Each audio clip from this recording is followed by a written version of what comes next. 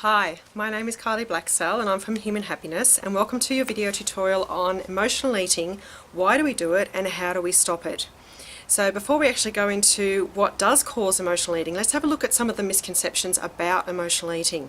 A lot of society basically makes us believe that it's because we're not strong enough, that the person is unable to control themselves, that they don't have enough will or determination to actually stop doing the emotional eating, so eat compulsively eating something more than they should be eating it, or and it can be a food or a beverage, and also that it's a disgusting habit and that the person should be able to just stop.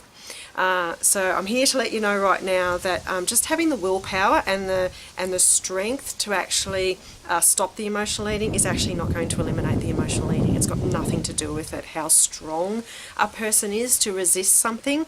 The emotional eating is actually at a much deeper level. And also society says that, it might run in the family, that being obese or overweight or just having compulsive urges to eat things, addictive behaviours or addictive personalities might be running in the family.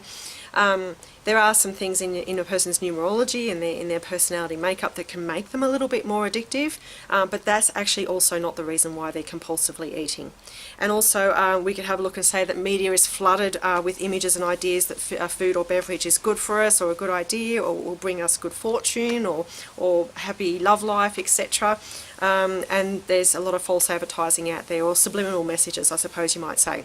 But also, even if those things didn't exist, the emotional eating would still exist. So all those things I've just mentioned are not actually, if they went away, they would actually not eliminate a person's emotional eating or compulsive eating or overeating. So they definitely don't help, but they're not actually the reason for it.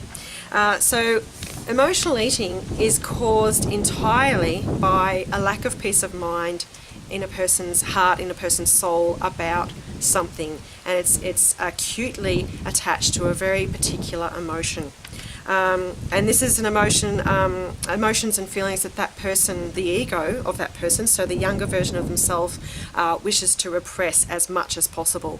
And in doing that, the stomach or the gut of a person is actually the wisest part of our entire body. Yes, actually smarter than our brains.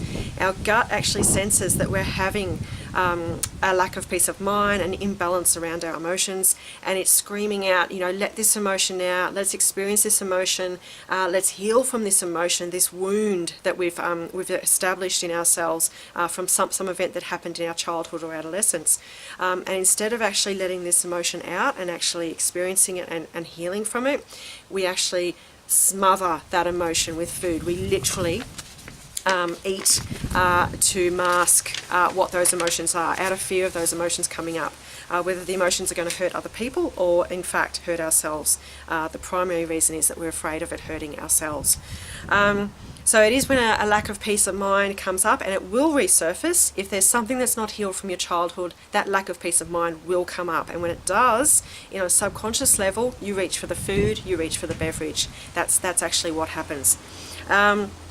And of course, our ego has a default survival mechanism, and what it will do, it will reach for the exact food or beverage combination that masks the cocktail of emotions that are actually starting to surface because of that childhood or adolescent event that is still causing pain and hurt that hasn't been resolved yet.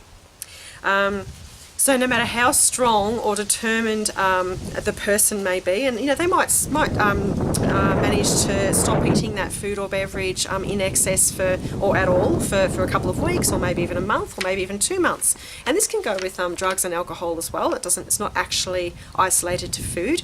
And by the way, most people emotionally eat, and if they don't, they have some other kind of addiction going on to replace that emotional eating. So it might be a drug or alcohol, it might be sex addiction, it might be work addiction.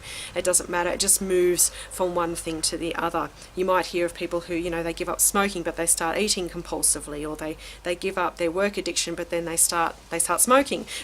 Things like that. So it's just moving the masking process to another type of addiction. So the lack of peace of, if the lack of peace of mind is still there, if the healing from a deep level has not taken place, and it's still brewing under the surface, emotional eating or those other addictions will continue without exception. So the good news is that every food addiction, and even every drug addiction, and even if it's sex addiction, etc., has a specific code. So when you know what all of your addictions are, what all of your emotional eating habits are, you can actually crack your specific code, which is really cool. And just, once it's been deciphered, the healing can actually begin. It unlocks the exact emotions that you've been trying to repress since childhood and early adolescence, and then once you can really home in on those specific emotions, you can start the healing process. And when a person does actually go back to these events, it will be a form of abuse, and I won't go into a lot of that right now, but abuse can be neglect, it can be feeling like you're not loved, obviously experiencing not receiving your basic needs. Of course it can be physical abuse, mental abuse, emotional abuse, psychological abuse, and they come in all shapes and sizes. So it doesn't mean that you were brutally attacked when you were a child. It might just mean that there was a mild neglect, but that's enough for emotional eating to actually start to kick in. Also, as children, we can't really go get in the car and drive to a psychologist or go and seek help from a friend who's knowledgeable in these things, and we can't go to the pub because we're only 5, 6 or 7 years old. And so of course the only thing that we have readily available is food, and so of course we reach to that food to actually suppress or to make us feel better. So suppress the emotions and to make us feel better. So once we realise that we've blamed ourselves for whatever form of abuse happened, and that we've been holding on to anger, disgust and shame and the responsibility for what happened and the guilt, we've been placing that fairly on our shoulders. Once we identify all of this, the healing can begin. And once the healing starts, it's actually fairly quick and painless and lasting. This isn't something that you do and then you regress back to your emotional eating a few months later. Once you've released that core emotion and that event, and you've healed from it and you've really let go, which is actually a really simple process, surprisingly simple and painless, you actually are free from that, and so you won't be reaching for those same foods that you use to mask that emotion that you were trying so hard to repress.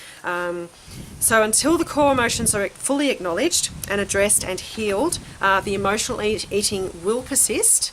There's no diet or exercise program or fasting or detoxing or surgery that will remove the real problem. It will just be a band-aid effect. And healing from emotional eating is simple, safe, easy and lasting. So it is really exciting stuff when you're able to decode what's going on underneath the surface, when you look at all of the things that you're eating, and you can really break it apart. Like you can look at, someone might just have an addiction to Mars bars, for instance. So you've got the chocolate, obviously, the milk chocolate on the outside, which has dairy in it and also has fats in it. Okay, so the dairy is a form of depression, and the fats is filling that emptiness inside. You've got the caramel, which is just heated up, overheated up sugar. So there's no sweetness in my life. And then you've got a little bit of that wafery sort of bubbly, smooth texture, which is also that you're just really angry.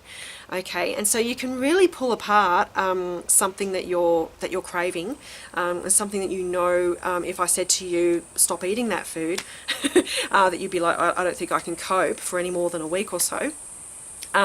That's something that you're instinctively putting down your gut to stop the emotions from coming up.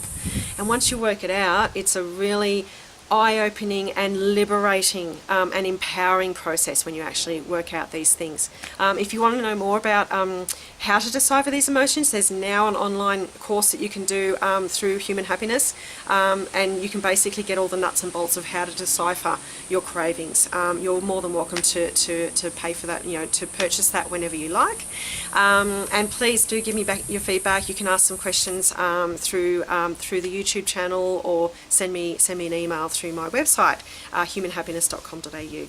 So I wish you all the best on your emotional eating healing journey, and I look forward to any questions or comments.